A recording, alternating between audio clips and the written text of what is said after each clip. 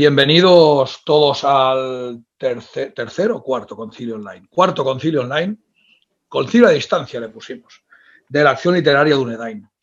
Esta vez tenemos el placer de tener aquí a Manuel, el responsable de la editorial EAS, una de las editoriales punteras en nuestra querida piel de toro, en cuanto a tratar temas, digámosle, especiales, interesantes, para la gente que tiene la mente abierta o dispersa, que a veces también es un poco así. En este caso, empezamos siendo la primera editorial en la cual tratamos, hemos tratado con 3 autores y a partir de ahora queremos también empezar a entrar en este tipo, digámosle, de personas, a tratar con ellas, sobre todo para saber sus historias, sus motivaciones, sus, digamos, también para que la gente de nuestro grupo conozca más este mundillo, ¿no? A veces parece, el de la editorial es como el de la discográfica, es el que gana la pasta. Bueno, entonces siempre tenemos esas preguntas, esas dudas que nos asaltan y que nos gustaría formular. En este caso, hemos estado durante 15 días recibiendo preguntas. Había algunas que era mejor no citar, ¿no? Porque no venían ni a ton ni a son. Temas sobre todo de interés sobre Manuel, talla de ropa, cosas así muy extrañas, gustos incuestionables. Y en verdad esto no es la prensa rosa ni la prensa amarillista de la época. Así que, como ves, yo improviso y digo barbaridades, las que se me van pasando por la cabeza.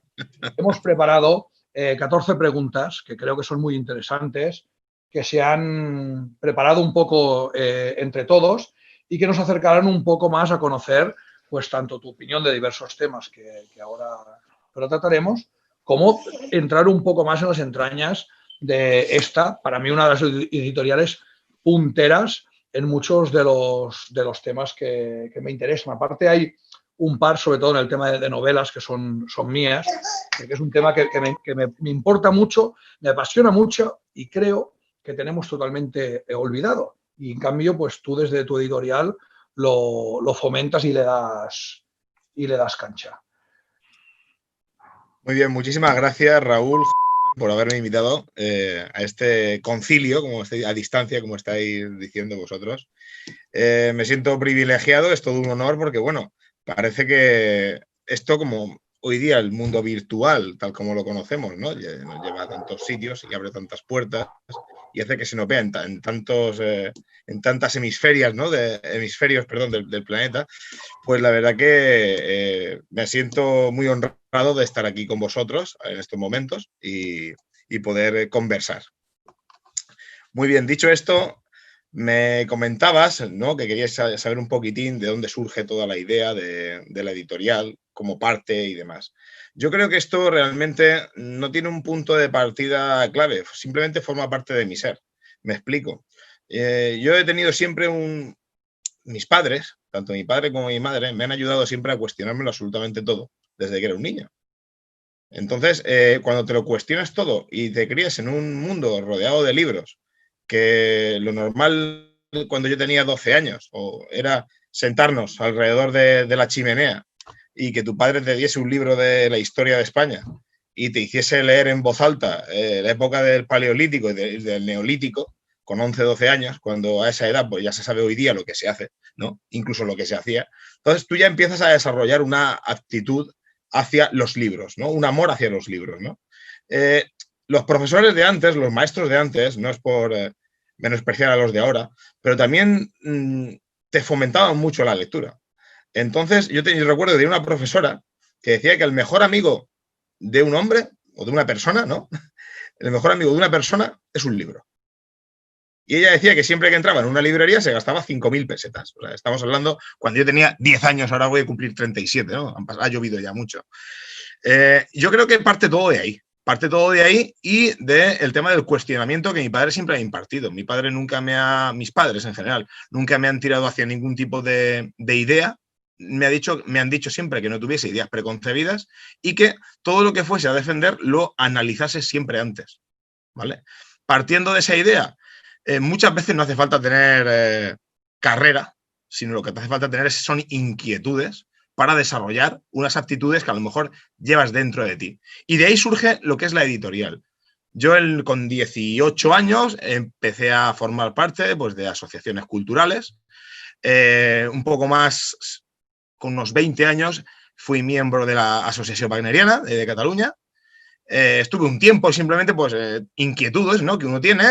A mí el amor y la pasión por la música en mi casa también siempre se ha vivido. Mi hermano, además, mi hermano y mi cuñada son músicos profesionales de conservatorio superior, o sea, eso siempre lo hemos llevado dentro. Entonces, el vivir en ese ambiente, al final, desemboca en que esas inquietudes por la cultura, aunque no sea mi profesión, pues te haga ir dando pasos. Y cuando estás en el mundo del libro y percibes que hay una carencia de lecturas, porque cada vez es más difícil llegar a ellas o tienes que irte a textos de hace 100 años y libros antiguos y tirar de anticuarios, cuando te encuentras en esa situación con 22, 23 años, claramente estás viendo que hay una laguna muy grande en el mundo cultural, ¿no?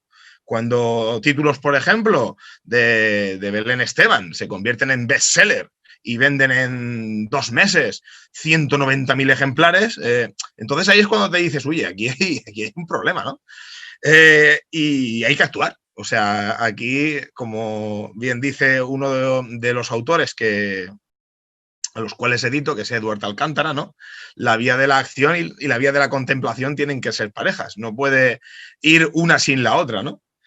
Si no, seríamos monjes o seríamos inconscientes, o estaríamos siempre peleando y acabaríamos muertos, o por otro lado estaríamos en una cueva metidos y siempre rezando, ¿no? Entonces tiene que ver, es un poco el yin y el yang. Dicho esto, pues entonces es cuando parte la idea, ¿no? Y yo le propongo a la asociación cultural donde yo estaba de editar una serie de libros. La asociación dice que, bueno, que la función de la asociación no es editar libros.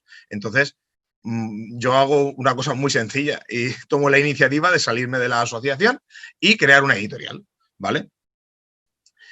¿Qué empiezo a publicar? Pues empiezo a publicar obras que estaban totalmente descatalogadas. Pues sin ir más lejos, las obras de El hombre y las desigualdades raciales del Conde de Gobineau, que hoy día pues no se puede vender, pero en su momento, cuando lo publicamos hace 10 años, era una obra perfectamente legítima para poder editar y vender, ¿no? Eso es por poner un ejemplo. Entonces, ahí es cuando surge la idea de crear Ediciones Camzo, que a lo mejor os sonará, que esto surgió hace justamente 11 años. Montamos Ediciones Camzo entre un amigo y yo. La palabra, el nombre, que mucha gente ha preguntado el porqué del nombre.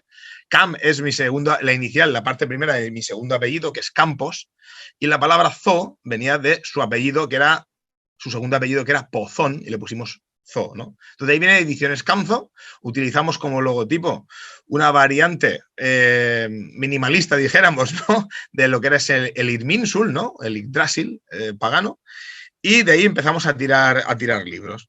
Y de ahí es de donde surge básicamente lo que es la editorial EAS. Es intentar cubrir un espacio que nadie se ha atrevido por un lado, o simplemente no les ha interesado porque realmente no es comercial, ¿vale? Hay editoriales similares, pero como bien hemos comentado anteriormente, Raúl, no todas las editoriales son exactamente iguales, ¿no? Y quizás la diversidad de temáticas que nosotros estamos abarcando dentro de este mundo heterodoxo de la lectura no es el mío más amplio, quizás. No es que tenga más títulos, pero sí que hay una mayor variedad. Entonces, claro, pasamos de tener libros de poesía, literatura, antropología, política, filosofía, tradicionalismo. Vamos a publicar un libro de alquimia del siglo XV, por ejemplo, sin ir más lejos. Metapolítica, geopolítica, actualidad. Es que es tan amplio el catálogo que tenemos en cuanto a variedad que, por una parte, es bueno porque amplías, es como digo yo, cuando vas a cazar, ¿no? Tienes un escopetazo y pillas muchos, como decimos aquí en mi tierra, muchos tordos, muchos palomos, ¿no? Pero luego, cuando la maquinaria se engrana, la cuestión es que el trabajo se multiplica. Y se multiplica de manera exponencial. Y ahora en estos momentos hemos llegado a esta situación, ¿no? De esa multiplicación exponencial que me falta vida. Ese es el asunto. Y dicho esto, pues vamos a ver, ahora mismo, por ejemplo, la editorial empezó de una manera, como ya te he comentado, hace 10 años con esta serie de títulos. En 5 años, con la edición Escamzo, publicamos 30 obras.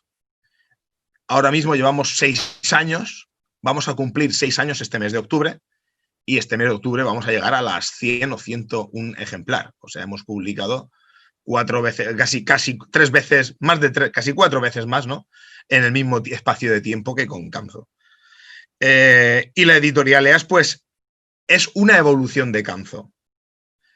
Con Camzo éramos inexpertos y nos fuimos probando. Y llegó un momento que dijimos, si queremos dar un salto exponencial, si queremos lanzarnos, si queremos ser visibles, si queremos que cualquier persona pueda comprar este libro en librerías, tenemos que hacer un cambio. Entonces, ¿qué hicimos? Renovar o morir. Destruimos para crear. Liquidamos Ediciones Camzo y creamos Editorial EAS. ¿De dónde sale el nombre de EAS? Que mucha gente me lo pregunta. Pues es una declinación que yo mismo he creado porque no existía. Entonces, como bien sabéis, el Eos, el dios Eos, que es aurora, amanecer, del griego, Ushas en sánscrito, y de Eos yo lo decliné a EAS haciendo uso de la lambda, ¿no? Que, pues, como bien sabes, es la letra que utilizaban los espartanos de defensa en el oplon, en el escudo que ellos tenían. Entonces, haciendo una fusión de lo que sería ese símbolo de la defensa de Occidente milenario, junto con el nombre griego Eos, hemos creado lo que es EAS, que no deja de ser, en parte, lo que podríamos decir una editorial en la línea de la Kulturkampf, ¿no? De la batalla cultural de las ideas. ¿Vale? Entonces, esto sería, pues, lo que yo podría decir como breve introducción a qué es la editorial EAS y de dónde surge. Vale, perfecto. Pues podemos empezar entonces con las preguntas después de esta pequeña introducción. Muy bien. La primera ya casi me has contestado y es que, bueno, confirmar más que nada que tú en Camzo le dirás, te pusiste la manta a la cabeza y sin experiencia ninguna empezaste a editar, ¿no? Y luego ensayo-error, ¿hasta dónde has llegado ahora, no? Efectivamente, así lo hicimos, cometimos 1000 fallos, 1000 errores, pero mira, hay una frase que fue el punto de inflexión por el cual yo me lancé a Camzo. Y eso hay que agradecérsela a un señor escritor que yo, pues, puedo decir que tengo el privilegio de haberle publicado un libro, que es el señor Joaquín Bochaca. Y Joaquín Bochaca, una vez hablando con él, yo siempre he tenido y sigo teniendo buen trato con don Joaquín, y hablando con él me dijo un día, dice que si no se sabe una cosa, hay que aprenderla. Si una persona, y decía, el cerebro es un músculo, uno no nace intelectual, pero se puede volver intelectual. Dice, esforzarlo y trabajar, trabajar y trabajar. Y ya está. Y cuando Bochaca me decía, no, yo no sabía escribir, pero acabé escribiendo. Nosotros en el grupo que teníamos cuando éramos jóvenes no sabíamos imprimir, pero nos enseñamos y acabamos imprimiendo. No sabíamos editar y acabamos editando, ¿no? Entonces, cuando hablé de eso con Joaquín, yo tenía en aquella época, tenía 22 años, creo, recordar. Y claro, con 22 años dices, pues si este señor lo dice y lo ha hecho y es una prueba viva de, aparte de las capacidades intelectuales innatas que cada uno tiene, eso es otra cosa, ¿eh? ¿No? Pero la labor del trabajo, del sacrificio, del compromiso, del deber, frente al querer, que eso es muy importante, ¿no? Porque a mí me gustaría ahora mismo estar, por ejemplo, no me refiero en esta entrevista, ¿no? Pero que a todos nos gustaría estar en el sofá viendo, pues, una serie o viendo cualquier cosa, ¿no? Pero eso es lo que uno quiere y otra cosa es lo que debemos hacer, ¿no? Y lo que debemos hacer se debe anteponer a lo que uno quiere hacer. Entonces, en base a la frase, a aquella conversación que yo tuve con Joaquín Bochaca, parte la idea del vamos a tirar para adelante. O sea, hay un punto de inflexión y es una conversación con Joaquín Bochaca. O sea, y hay mucho que agradecerle simplemente por esa conversación. Me pone al inicio, cuando empezaste la editorial, ¿tú contactabas con los escritores o ellos llegaban a ti? Actualmente supongo que es al revés, aunque en algún caso pues supongo que no. Y aquí añadiré una pregunta que me parece interesante. En el tema de las traducciones de libros que has publicado, que veo que a veces publican otras editoriales y luego pues publicas la traducción, ¿la has buscado tú o ha venido a ti? Vale. Vamos a empezar por el origen, que es Camzo, ¿vale? Yo allí no tenía ningún contacto, yo no conocía a nadie y yo me basé en lo que eran las reediciones de textos antiguos, ¿vale? Entonces quiere decir que yo empecé con el Conde de Gobenó, empecé con El hombre y las desigualdades raciales, un resumen que había, pues el libro pues lo picamos, costó un montón, se picó, se pasó a Word y se publicó. Seguidamente sacamos el libro de las prácticas de la antigua masonería turca, de Bonse Bottendorf, que fue pues, el fundador de la Sociedad Thule. Ese libro, la traducción era de José Luis de Riesco. La conseguimos y la publicamos y la editamos. Es más, el libro este de ese Bottendorf también lo tenemos a la venta con editorial EAS, ¿vale? Seguidamente me fui hacia las obras de Jacques de Maillet. ¿Cómo lo hice? Fui a contactar con el hijo de Jacques de Maillet, con el difunto hijo de Jacques de Maillet, lamentablemente, que es Xavier de Maillet. Ese señor es todo un caballero y él pues nos dijo, mira, te doy los derechos de la obra completa de mi padre, lo único que tienes que hacer es enviarme 15 ejemplares de cada cosa que publiques. El hombre estaba bastante molesto porque se habían publicado textos en España sin que él ni siquiera lo supiera de su padre, ¿vale? Entonces, él era un caballero, el único que quería era la difusión, pero al menos saberlo y autorizarlo, algo lógico. ¿Qué ocurre? Luego nos vamos a Chamberlain. También publiqué el libro del drama wagneriano, que lo tengo también con EAS. O sea, de momento yo cuando me lancé, por ir acortando, me lancé por obras que estaban ahí, que estaban descatalogadas y que yo consideraba que eran de lectura obligatoria o al menos eran interesantes que el público las conociera, ¿vale? A todo esto es cuando surge mi amigo Óscar Panadero, que él publica un libro que lo sacamos pues se sacó en su momento y está descatalogado, ¿no? Que era Orden y Disciplina en la Europa Viril, y con ese libro él me trae una serie también de escritores. Entonces ya empiezan a venir, a raíz de ahí se genera otro punto de inflexión, y a raíz de ahí empiezan a venir los escritores nuevos a Editorial EAS. Y ahí es cuando empieza, pues llegan unos y nosotros traducimos o publicamos textos descatalogados por otra parte. Eso con EAS. Con Camzo. En EAS ya llevamos 5 años de trabajo. Entonces se cambia el nombre de la editorial y ya la misma dinámica del trabajo hace que la gente llegue a mí. Pero a su vez yo sigo buscando. O sea, lo que es la búsqueda de textos no puede parar. Y más sobre todo el tema de traducir textos. Ahora mismo tenemos un traductor que nos ha traducido 3 obras en mes y medio y le hemos mandado 4 obras más para traducir. Tanto del inglés, son del inglés. Esas 7 obras que estoy comentando son del inglés. Pero es que aparte tenemos otro traductor del francés, que es, tengo que nombrarlo porque además está colaborando muchísimo con la editorial, que es Jesús Sebastián Lorente, y este hombre me está traduciendo una barbaridad de libros del francés también. Entonces, las obras me llegan, pero también las solicito. No sé si habéis oído hablar, por ejemplo, del libro de Tomislav Sunik, que el croata, le hemos traducido un libro de Postmortem Report. Yo he ido a por Sunik, le he pedido autorización y me la ha dado. El libro, sin ir más lejos, a Kerry Bolton, tenemos un libro también traducido de él, que vamos a publicarlo, he ido a por él.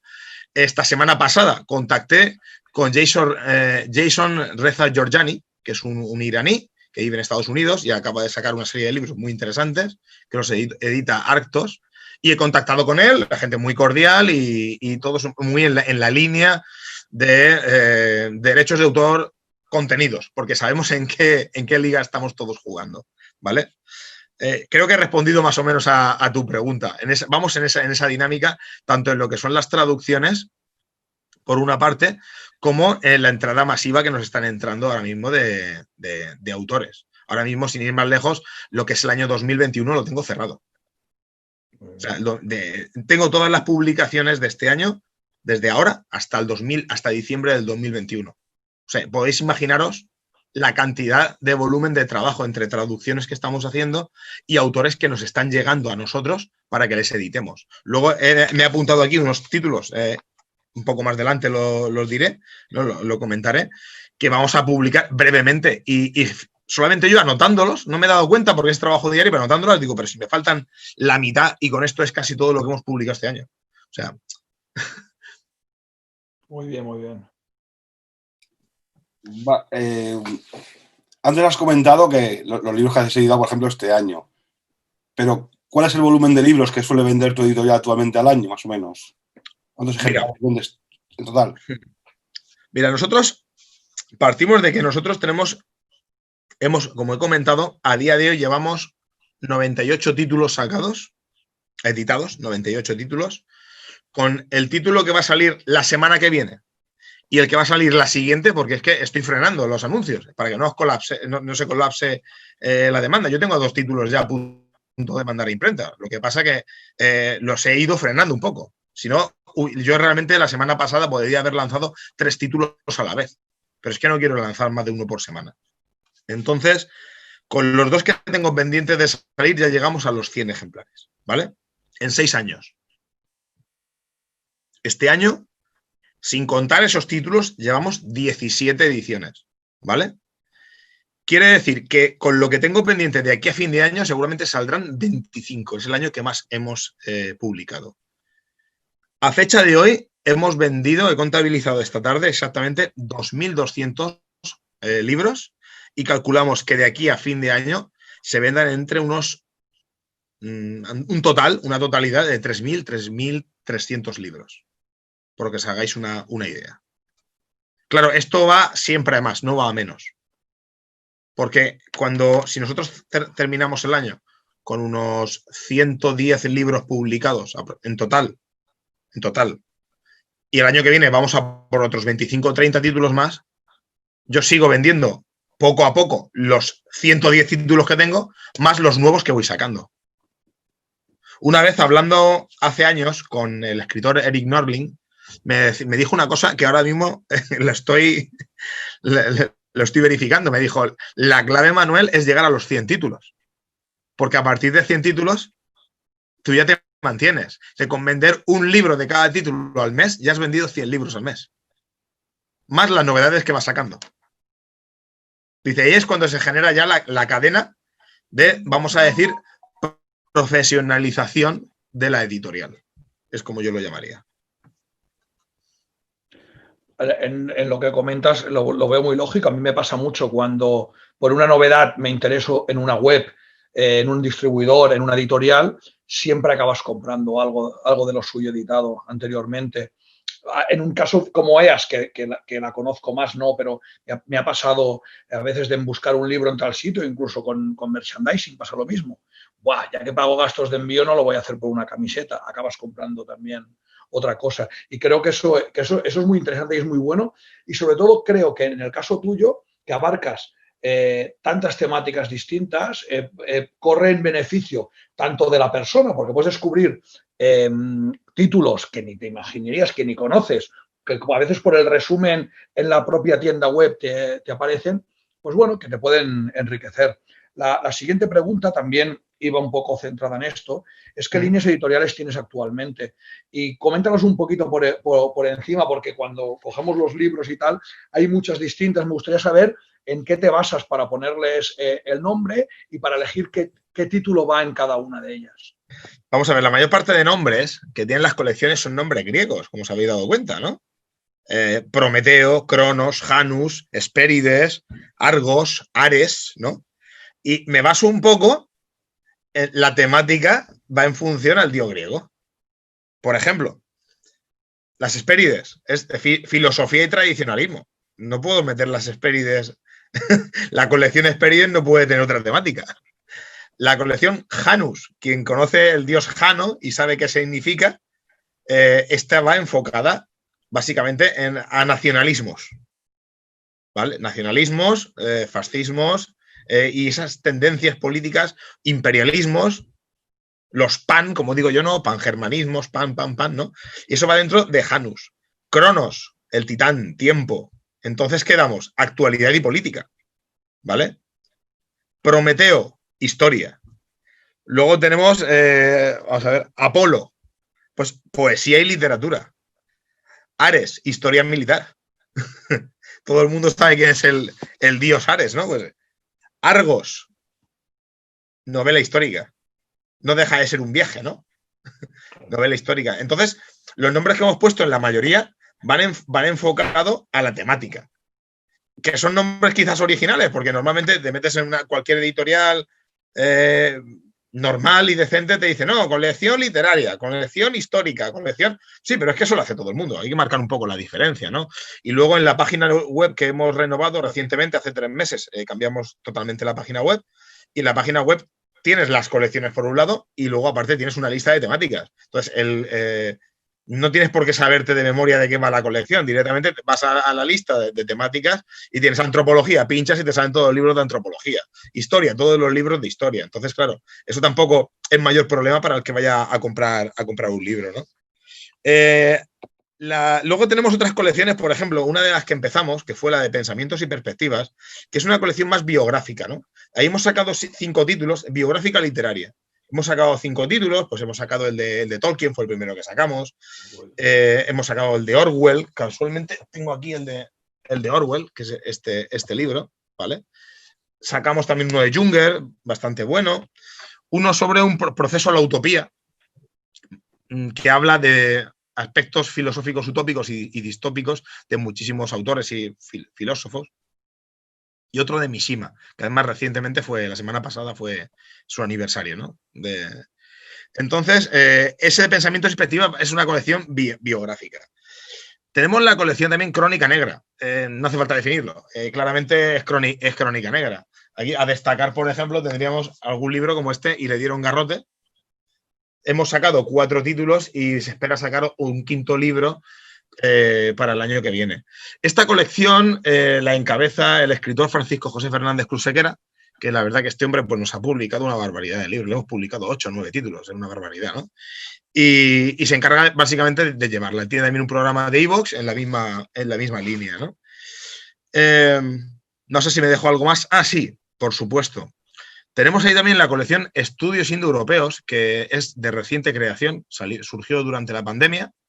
No hay mal que por bien no venga, aunque sea un poco humor negro, ¿no?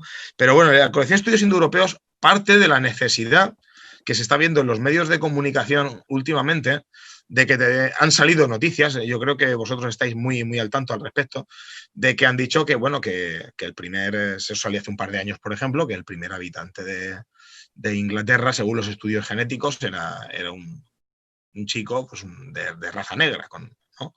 Y luego sacaron que hace 5 o 6 mil años el primer habitante de Suecia, que era de tez oscura, pelo oscuro y ojos azules. Entonces, claro, cuando empiezas a ver que la corrección política se impone a la ciencia, dices, mira, pues yo desde mi trinchera, por decirlo de alguna manera, desde mi Culture Camp, voy a darle forma a algo que tenga presencia en las librerías, que tenga presencia dentro de lo que yo puedo hacer, ¿no? Y que ponga un poco de orden, ¿no? Entonces de ahí parte la colección Estudios Indoeuropeos, que se basa única y exclusivamente en eso. Todo lo que tiene que ver con antropología e historia de la cultura indoeuropea. De momento hemos sacado 3 libros, hemos sacado Los Indoeuropeos, que es de Alain de Benoit, el de los indoeuropeos de Alain de Benoit. Sacamos también el libro de El hogar artico en los Vedas, que imagino que lo tendréis. Este, además, es una edición de lujo en tapadura, que es un buen pedazo de libro que se compare con la cara. Y sacamos uno también sobre el origen de las runas, lo que es el lenguaje y demás, también de Alain de Benoit. Y tenemos preparados para esa misma colección, a estos momentos, 3 títulos más, que no los vamos a sacar tan seguidos porque es que el nombre es súper original, Los Indoeuropeos. Entonces, como el nombre es Los Indoeuropeos y tenemos Los Indoeuropeos de Alain de Benoit, Los Indoeuropeos de Jean Audry y Los Indoeuropeos, Orígenes y Migraciones de Romualdi, digo, vamos a ir dando un poco de tregua porque si no la gente va a decir, con que me lea uno basta. No, es que son temas totalmente distintos, ¿no? Hace falta los 3 para tener una visión amplia y completa de lo que son los indoeuropeos, ¿no? Luego hay una colección peculiar también, que es la Einherjer o Einherjer, como se quiera llamar, que es una colección hecha para publicar las obras que se puedan de Miguel Serrano. ¿Vale? Hemos publicado 2 libros, Las visitas de la reina de Saba y El círculo hermético, que son 2 obras espectaculares. Tenemos pendiente publicar, y vamos a sacarlo este año, pero no ha dado tiempo, y no va a dar tiempo además, el de Nietzsche y El eterno retorno. ¿Vale? Es también algo, consideramos que es interesante, esos libros están ya descatalogados, solamente se pueden conseguir en Chile pagando unos altos gastos de envío y merece la pena meterse en ese berenjenal, ¿no? y darle forma a una colección para esto. Luego hay algo que destaca dentro de lo que son las colecciones, que es la biblioteca Oplon o colección Oplon, porque es dijéramos, una subeditorial dentro de nuestra editorial. ¿Qué significa eso? Cuando montamos la editorial EAS, a su vez, de manera pareja, se montó una editorial, una asociación cultural que se llamó Ediciones Oplon, que la lleva José Miguel Acosta, que es un gran colaborador y amigo de Zaragoza. Entonces, llegamos a un acuerdo, como él y yo nos llevamos muy bien, digo, mira, para que yo esté publicando libros y tú estés publicando libros, más vale unirnos, sumar sinergias y directamente lo integramos todo en una única editorial que es EAS. Y con EAS lo utilizamos de plataforma para que todos los libros de Oplon se distribuyan en la distribución que tiene EAS, que es a nivel nacional. La Casa del Libro, Corte Inglés, FNAC, Agapea, o sea, Amazon, todas partes, ¿no? Entonces, le ponemos esa plataforma. Entonces, y luego, por supuesto, lo que hacemos es, anualmente, yo liquido derechos de autor con Josemi, y él, aparte, los libros que él venda de manera directa, pues se lleva íntegramente lo suyo, ¿no? Entonces, es algo especial, pero es además bonito y enriquecedor porque crecemos los dos mutuamente, nos apoyamos el uno al otro, y lo que es la biblioteca Oplon o colección Oplon nos ha aportado ya, estamos hablando de 17 títulos en 6 años, que no es nada malo, todo lo contrario. Yo creo que con esto he dejado más o menos claro un poquitín las temáticas y las tendencias que tiene la editorial EAS con respecto a las colecciones. Sí, es lo que te iba a preguntar yo justo ahora, que era lo de Oplon, porque a mí me extrañó porque digo, leño, si Oplon es Josemi, y por eso me acuerdo cuando hablé contigo por WhatsApp, te lo dije, digo, oye, ¿y esto cómo funciona? ¿Os habéis fusionado o algo? Pero lo has hecho con más editoriales, ¿no? O sea, no solo lo has hecho con Oplon, me parece, ¿no? Parece que te has juntado con más gente, has absorbido más gente. ¿Puedes explicarnos un poquito más esto? ¿Cómo ha funcionado? Vamos a ver, esto antes de empezar con Josemi, lo hice con la que se fue a crear como editorial Usages de Valencia. Entonces, con Usages hemos publicado 3 títulos, ¿vale? ¿Qué es lo que ocurre? Que Usages eso no ha ido a más. El modelo surgió entre Usages y yo se lo propuse a Usages para darle más cobertura. Decir absorber es, te lo dije en plan jocoso, ¿no? Por WhatsApp, ¿no? Porque yo soy hay que decirlo, soy muy cachondo, me gusta mucho la broma, ¿no? Pero no es absorber como tal, es sumar. Entonces, con Usages lo hicimos, conseguimos 3 libros, pero ahora mismo Usages lo que ha hecho ya ha sido derivar 100%, porque no es lo suyo, ellos ya dijéramos que ahí ya no entran, y derivan 100% en EAS. Todo lo que se tenga que publicar ya pasa directamente a EAS. Y con Oplon, pues funciona de otra manera, distinta. Ahí Josemi sí que hace una labor, hace un trabajo, hace tal. Él a lo mejor me dice, oye, Manuel, yo voy a necesitar 50, 100 ejemplares.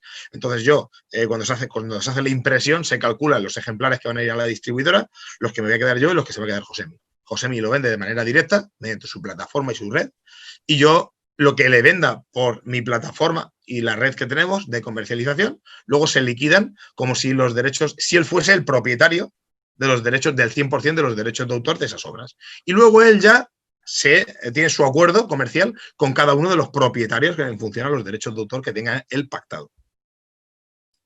No, sí, es una gran ayuda porque además así Oplon llega a mucha más gente. No es lo mismo llegar a la gente que pueda llegar, que son el circuito siempre más alternativo, y como mucho, pues por WhatsApp o los amigos, que claro, si ya te lo distribuye a través tuyo, llega a un público que igual no llegaría nunca.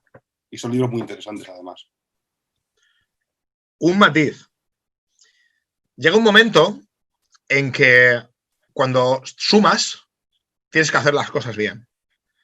Entonces ahí es donde uno sabe lo que vale el otro, de qué pasta está hecho cada uno. Y Josemi y yo hay una cosa que tenemos muy clara, y es que el ego nos lo guardamos para cuando nos vamos de fiesta, por decirlo de alguna manera, ¿no? Hay libros de la editorial Oplon o de la biblioteca Oplon que no son de Josemi, que son nuestros 100%. Pero por la temática entra 100% en ese encuadre de historia de España, que son episodios nacionales, a fin de cuentas, la mayor parte de los libros que ha publicado Josemi, y al entrar dentro de esa temática, es una tontería que yo, por ejemplo, lo meta en la colección Ares. Entonces, ¿qué hacemos directamente? Se publican como Oplon, porque lo requiere así la temática. Entonces, el libro sale como Oplon, yo lo edito. Y Josemi, cuando tiene que vender alguno, pues me lo pide y lo vende, ¿no? Pero lo que es todo, te voy a poner un ejemplo, el de La Armada contra la Royal Navy. Es un libro que sacamos a principios de año, en enero. Ese libro, por ejemplo, es 100% nuestro.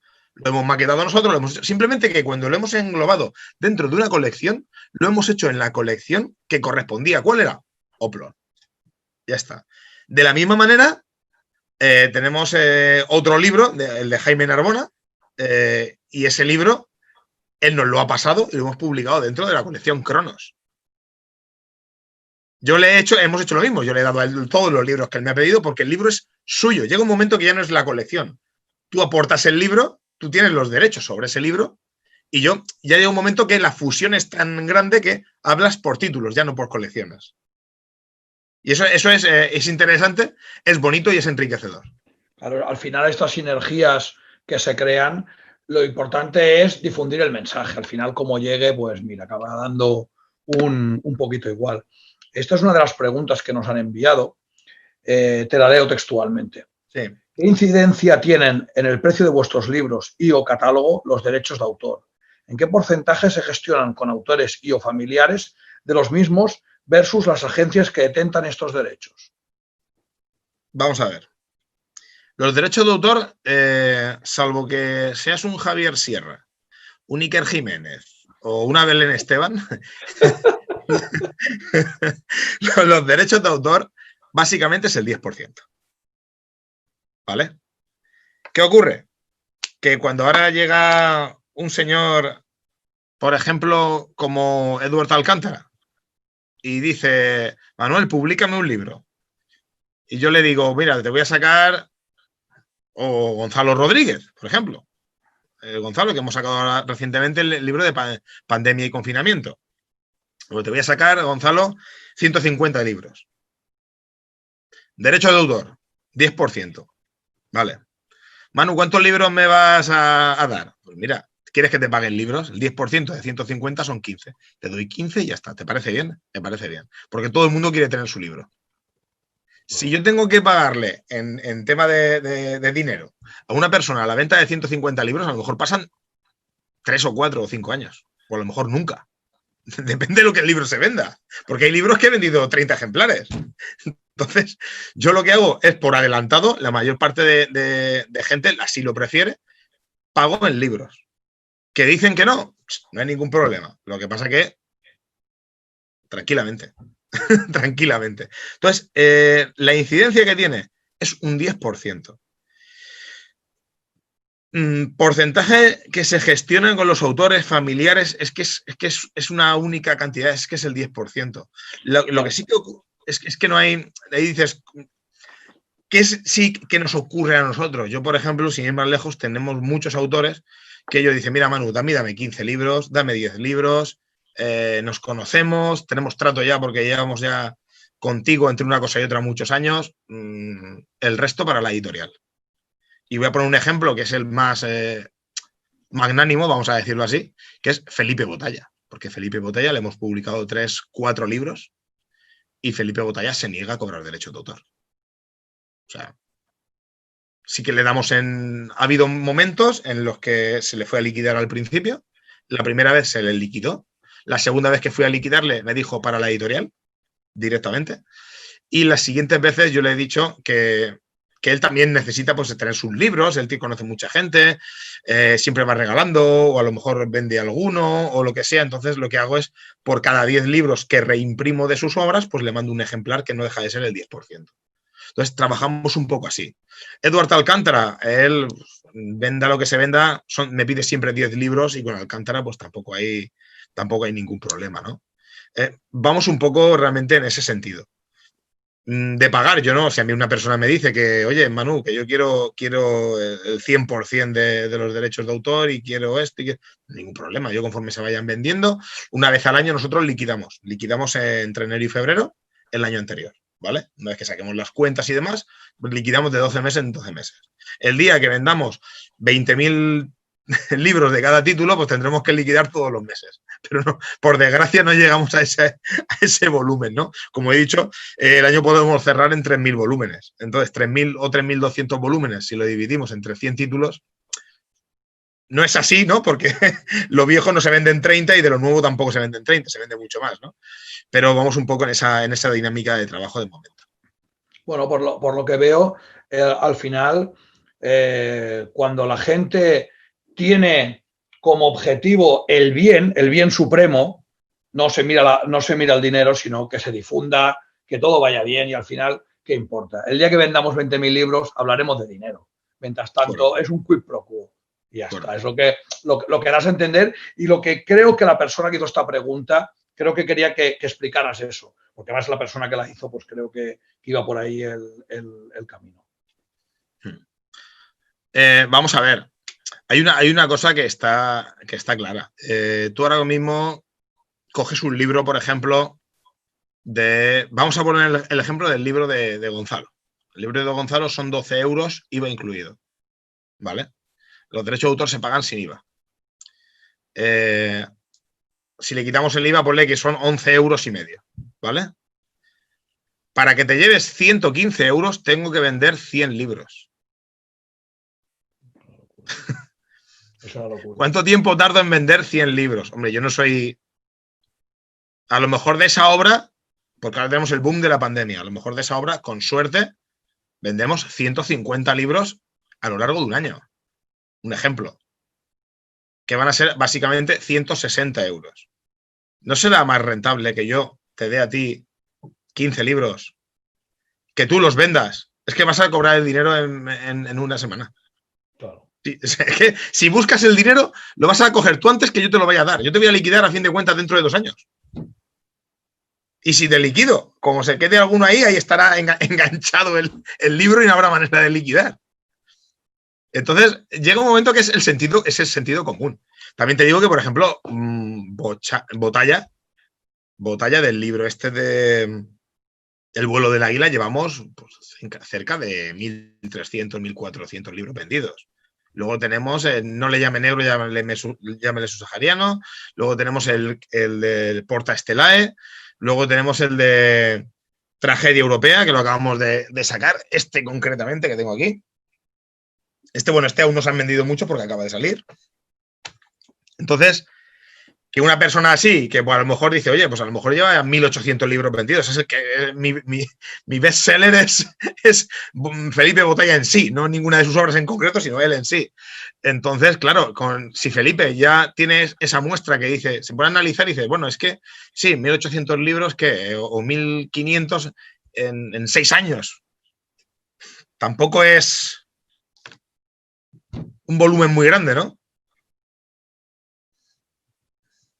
No, pero yo quiero dar una vuelta a esta pregunta, porque a lo mejor se refiere a otra cosa al que ha preguntado.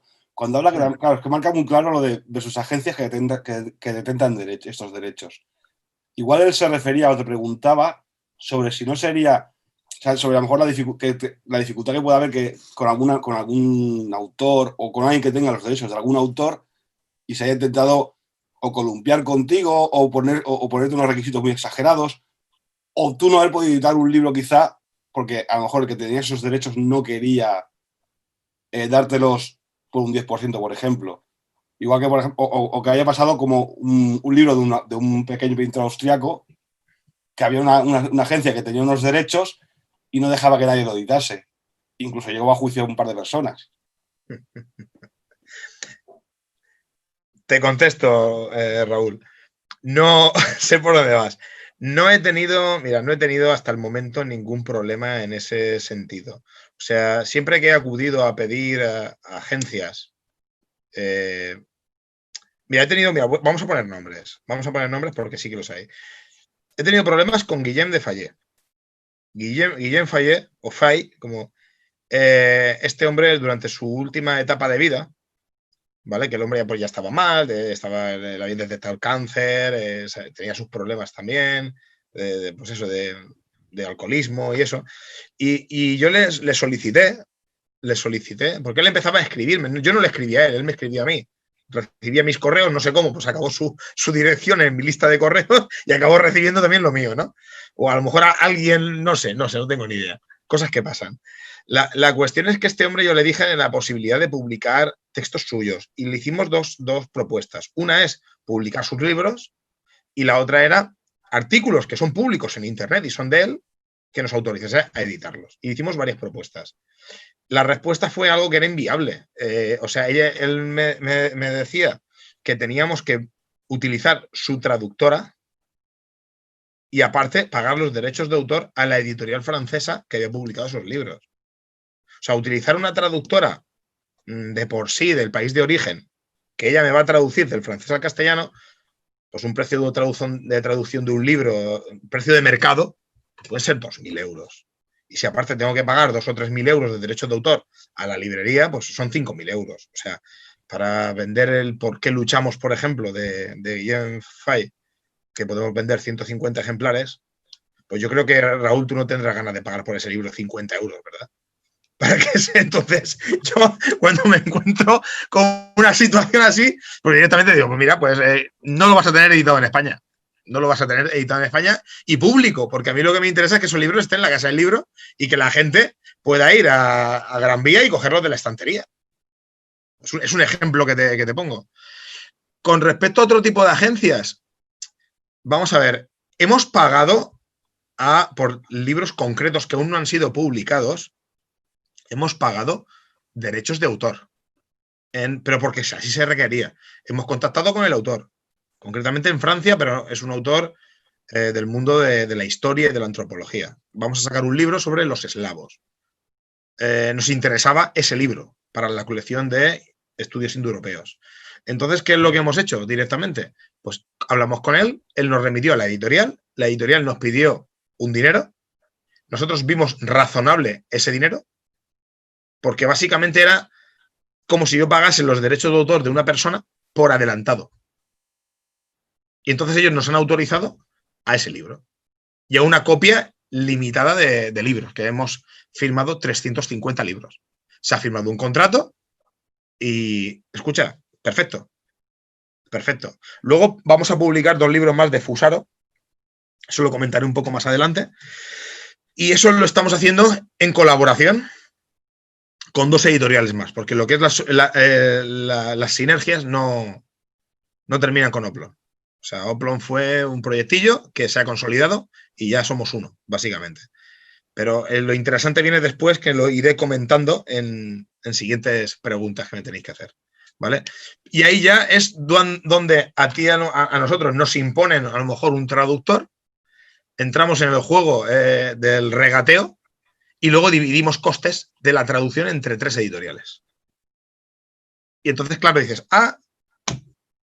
porque si el autor, que es el caso de Diego Fusaro, no me cobra derechos de autor, pero lo único que me obliga es a que lo haga con su traductora, yo negocio con la traductora un precio a la baja, asequible, y luego eso lo divido entre 3, capitán general.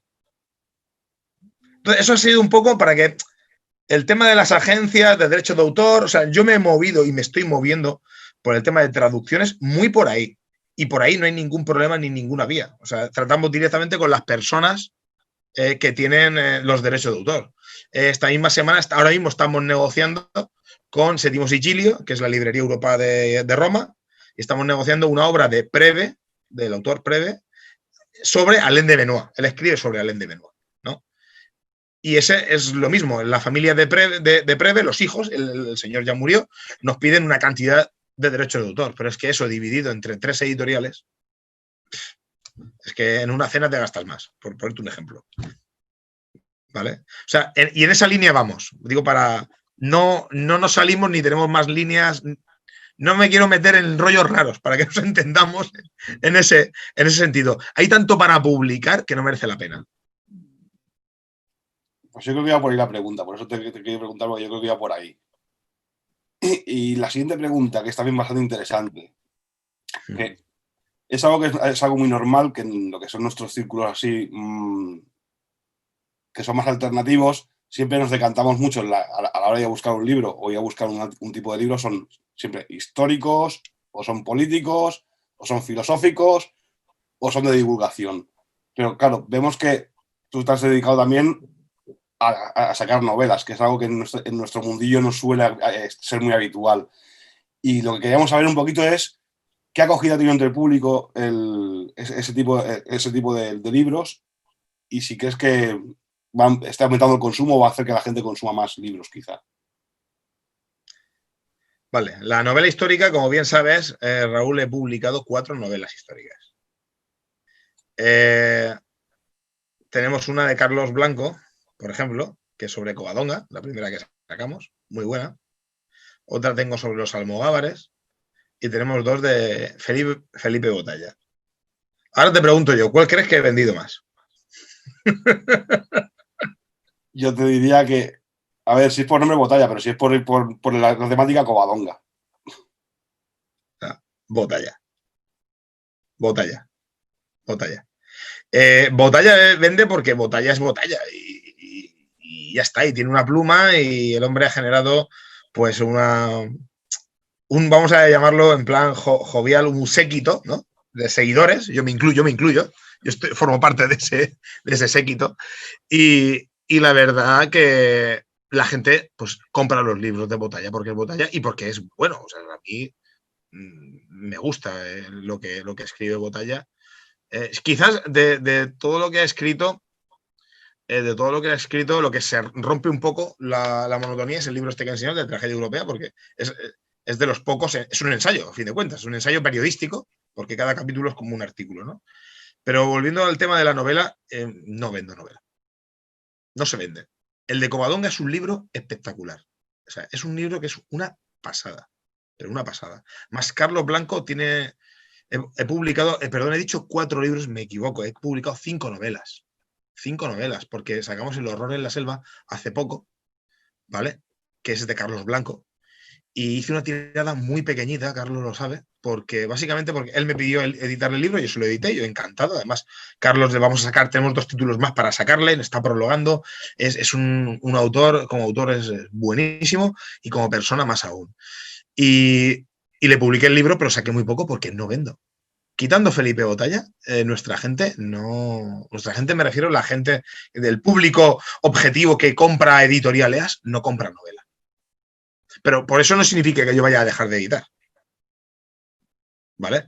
Lo que sí que le digo a todo el mundo que venga y que quiera que yo le edite única y exclusivamente una novela, porque una cosa es tener, por ejemplo, un Carlos Blanco que te ha publicado una novela y te ha publicado 7 ensayos.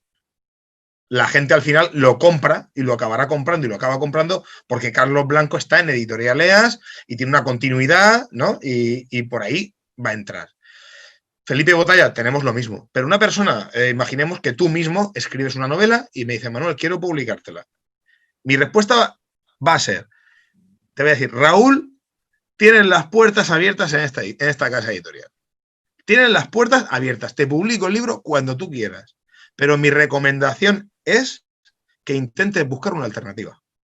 Que te vayas a 1000 editoriales o incluso te hago yo el favor de ponerte en contacto con otro colaborador de la editorial, que es un gran escritor, que es José Vicente Pascual, que él conoce gente de muchas editoriales y él lo que se haría es leer tu manuscrito, entrar en contacto contigo y recomendarte quizás o hacerte de padrino si considera que tu texto es bueno con una editorial u otra editorial, porque él está metido en el mundo del libro desde siempre y ha ganado premios literarios y es un escritor de los pies a la cabeza. Entonces yo pasaría el testigo al amigo José Vicente Pascual Y si nadie te publicase dentro de un año o de 2, entonces, como las puertas las tienes abiertas, pues tú directamente, Raúl, vienes aquí, oye, Manuel, mira, que me han dado carpetazo en 18 editoriales o en 25. Aquí tienes, venga, te saco. ¿Qué te saco? ¿50, 100 libros? Pues 100 libros. Ya está. Pero básicamente es por no querer yo dañar al autor que vaya a querer publicar una novela histórica conmigo. El mismo Javier Nicolás me lo propuso hace 2 años. Y le dije a Javier Nicolás lo mismo. Digo, yo creo que si vas a cualquier editorial que tú tengas contacto, quizás puedas vender 200, 300 libros. Y yo a lo mejor te vendo 50. Hay que ser claro en esas cosas y no decir a todo que sí y luego quedar mal con la gente. Yo caí en el Porta Stelae por la temática y ese día fui a trabajar de empalme.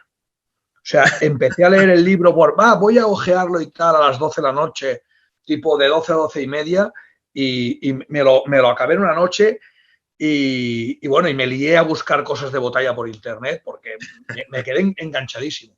Aunque el libro me pareció una blasfemia, a mí como católico y devoto de la Virgen de Montserrat, pero todo y eso me pareció un libro maravilloso.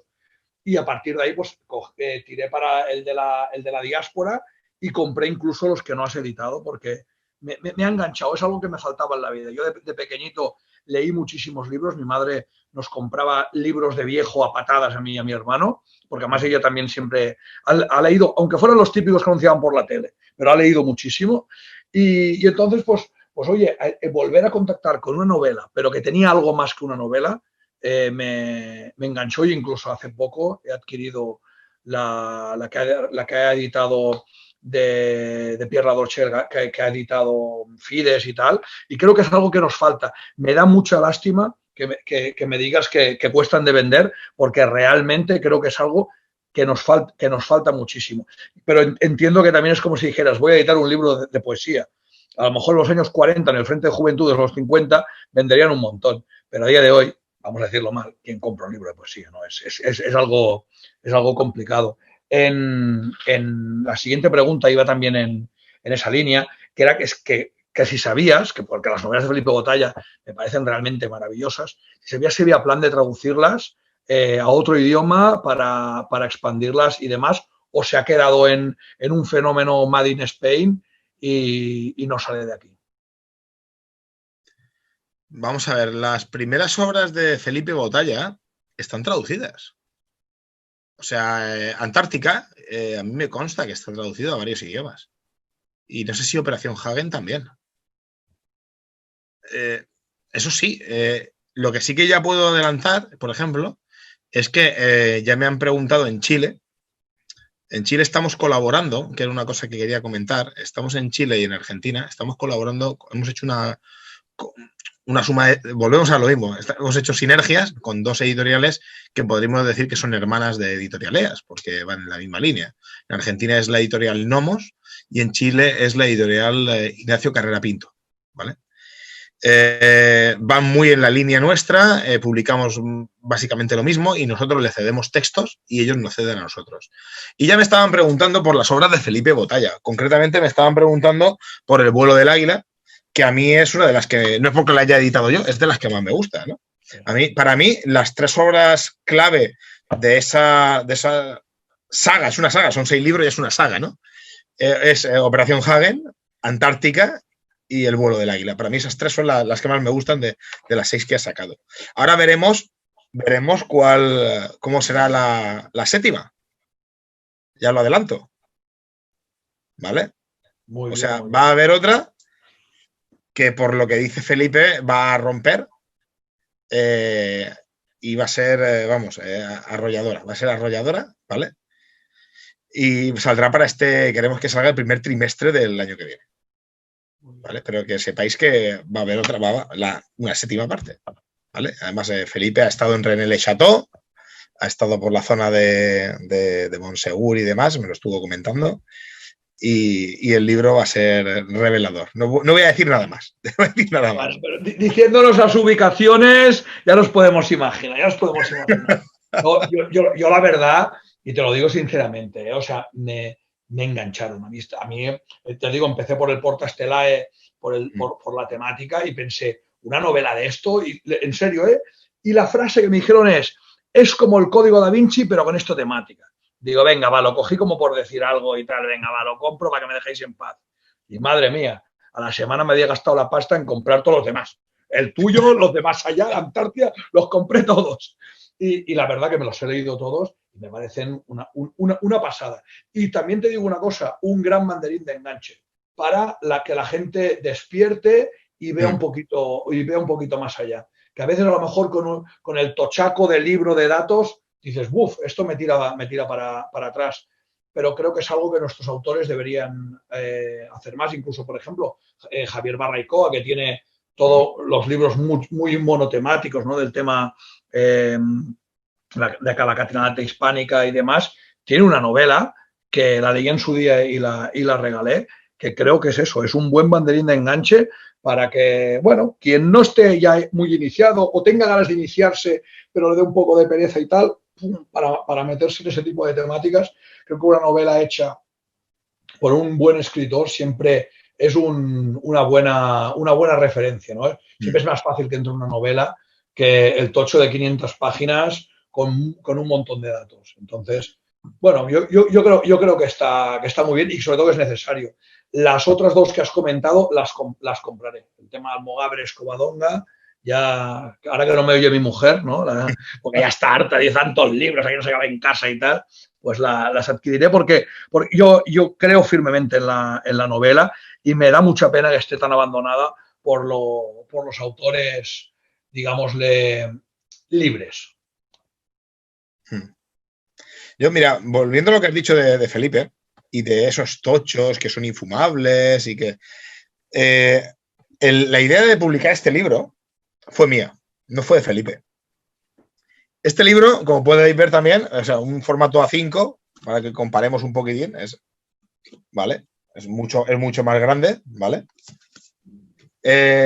Son casi 400 páginas de libro. Y dices, qué tostón, leer tanto es historia, tal. Bueno, no. El concepto de esto es muy sencillo.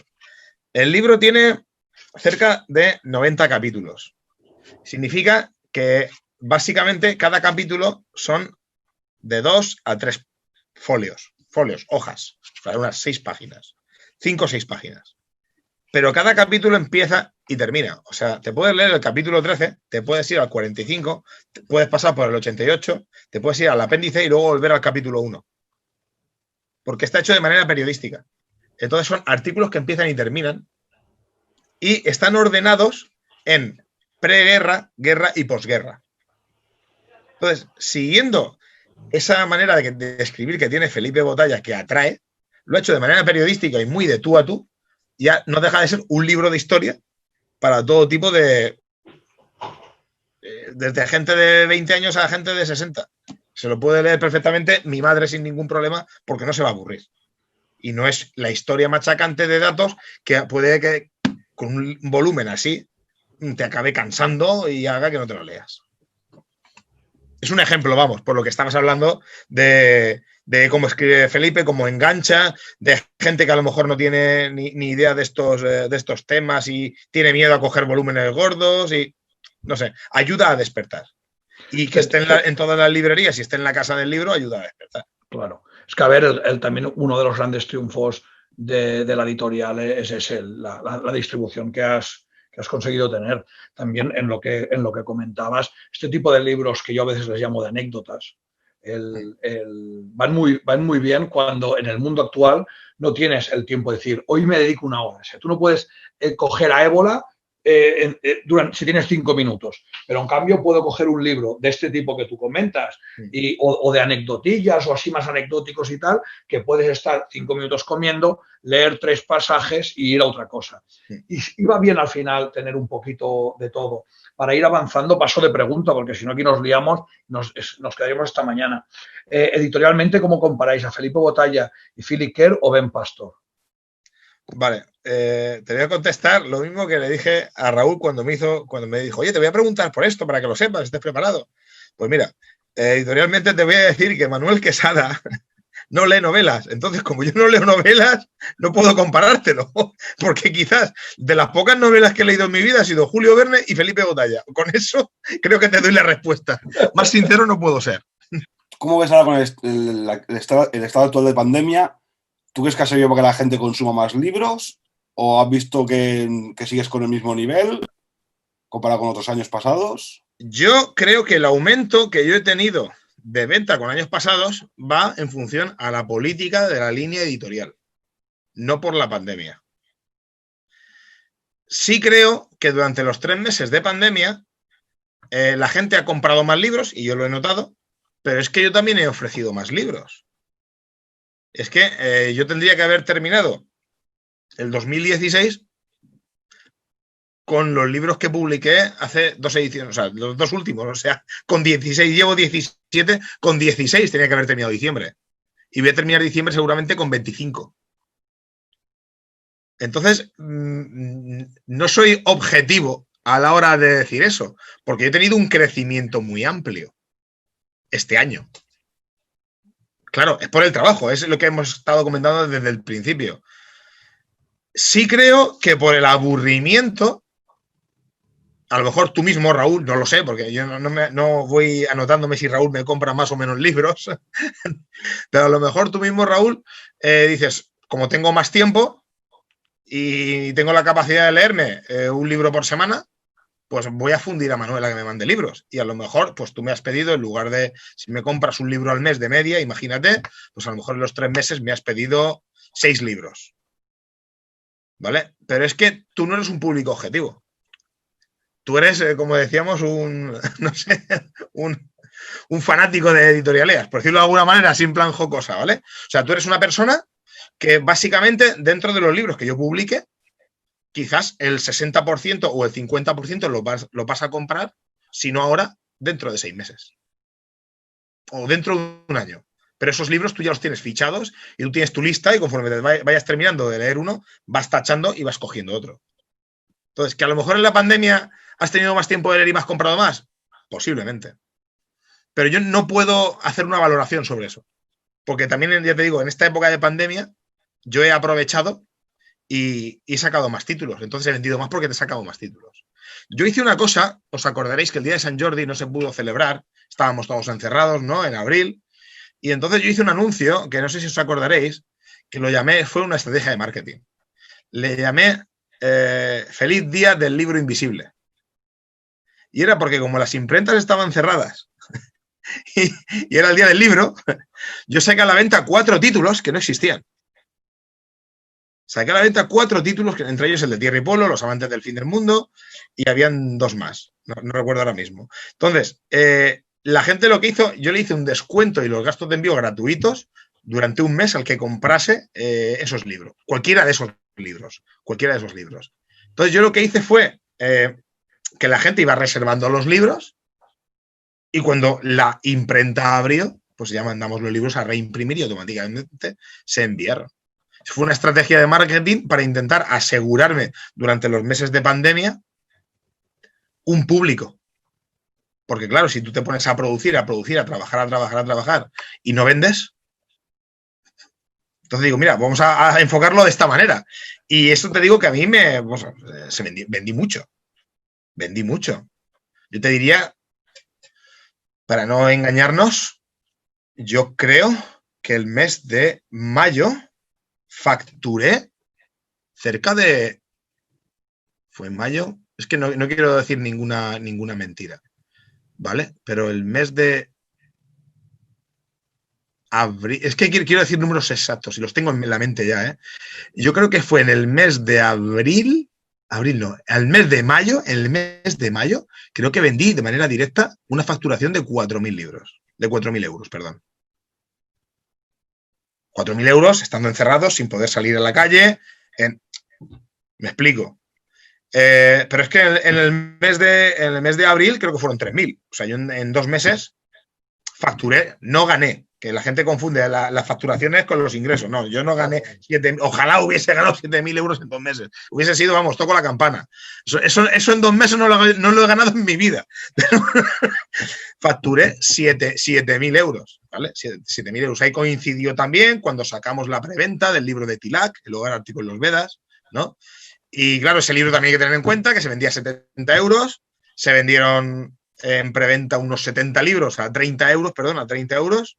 Entonces, claro, ahí también tienes que contar que tienes unos 2.000 euros por ese lado.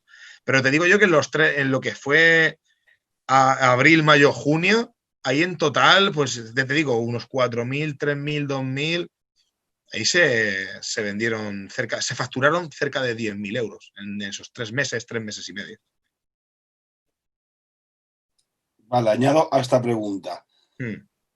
En pandemia, pero en la trayectoria de estos últimos años, ¿has visto que el aumento de la venta de libros con tu trabajo? ¿O ves que, aunque tú trabajas más y publicas más, también se vende menos? ¿Qué valoración me puedes hacer tú de estos últimos años, de esta última trayectoria, dentro de lo que es el sector alternativo? Vamos a ver. Yo con Ediciones Camzo, que estamos hablando de hace 10 años, de cada libro que sacaba, de cada título que sacaba, vendía 200 ejemplares tranquilamente. Como menos, 150. Ahora hay de títulos, como por ejemplo, mira, lo he puesto aquí, que es una obra excelente, Sinergias Identitarias de Robert Stoikers, ¿vale? De este creo que llevo vendidos en 3 años y medio 30 libros. O sea, no sale ni a 10 al año. Una obra que tendría que estar agotada por un público concreto. Y siendo, ¿de quién es? De Robert Stoikers, que es el primer libro que se publica en lengua castellana de Robert Stoikers. Eso es a tener en cuenta, ¿vale? A lo que voy. Yo ahora mismo las facturaciones las estoy llevando relativamente bien y el incremento de libros lo estoy llevando relativamente bien porque el 50% de lo que vendo me lo venden las librerías. Si yo no contase con las librerías, yo por economía interna no podría llevar este ritmo de publicaciones. De sacar 25 títulos, como voy a cerrar este año, en un año. No podría. Si no es por la distribución en librerías. O sea, por lo que es venta directa. Cuando antes los 150 libros o 200 que vendía de cada título, lo hacía de manera directa. Yo eso lo considero una situación lamentable. Porque hay ciertos libros que están enfocados para un público y ese público a lo mejor está más cómodo viendo las redes sociales o viendo youtubers o viendo cosas de esas antes de coger su libro, leerlo y pensar por sí mismo. O de cervezas, o no lo sé porque es triste, es lamentable y el esfuerzo tanto de los escritores como los diseñadores gráficos, como de los editores, y hablo en plural por todos los colegas del gremio. Y luego, por otro lado, tienes gente que encima que la cosa cuesta tanto de hacer y que no se saca de rentabilidad, porque dice, bueno, del libro de Felipe Botalla, como he dicho, hemos vendido 1.300 libros, perfecto, pero es que de este hemos vendido 30 en 3 años y medio. Es que, vamos a ver, es que lo dice, no, pero si yo vendiese 1.300 libros de cada título, pues, a lo mejor la entrevista sería en directo porque me voy a Barcelona, pero es que no tengo para irme a Barcelona que me hagan la entrevista en directo. Seamos consecuentes, ¿vale? O sea que es bastante lamentable. A mí me consta por otros colegas del sector que la cosa está muy mal. Sí que es verdad que ciertos colegas del sector tienen mucha monotemática, ¿vale? Y nosotros diversificamos mucho. Pero por eso mismo, por la diversificación que tenemos, tendríamos que vender más. Entonces, no lo entiendo. No lo entiendo. Yo doy gracias a Dios de que yo no vivo de esto. Y que el autónomo, para poder llevar la editorial en adelante, me lo paga la empresa. Soy autónomo en la empresa. Entonces, gracias a eso, mira, me quito los 300 euros de autónomo todos los meses, se lo quito de sobrecoste a la editorial. Pero bueno, yo te diría que este es el primer año que la cosa va medio bien, ¿eh? Después de 10 años y medio, ¿eh? O sea que no.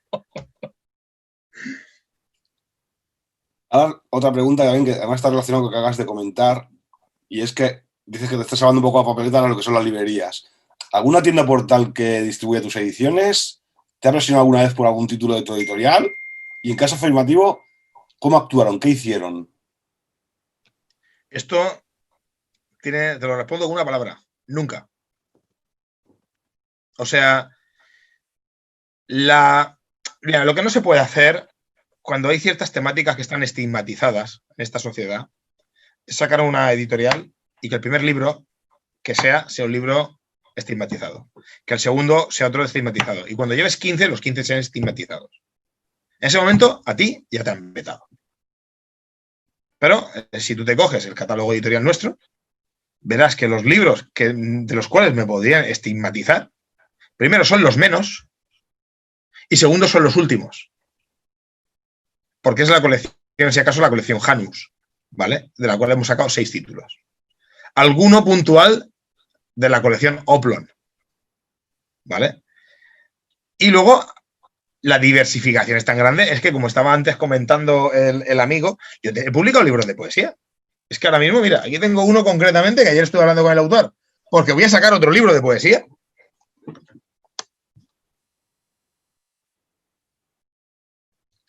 El tiempo de los amores asesinos. Un libro de amor.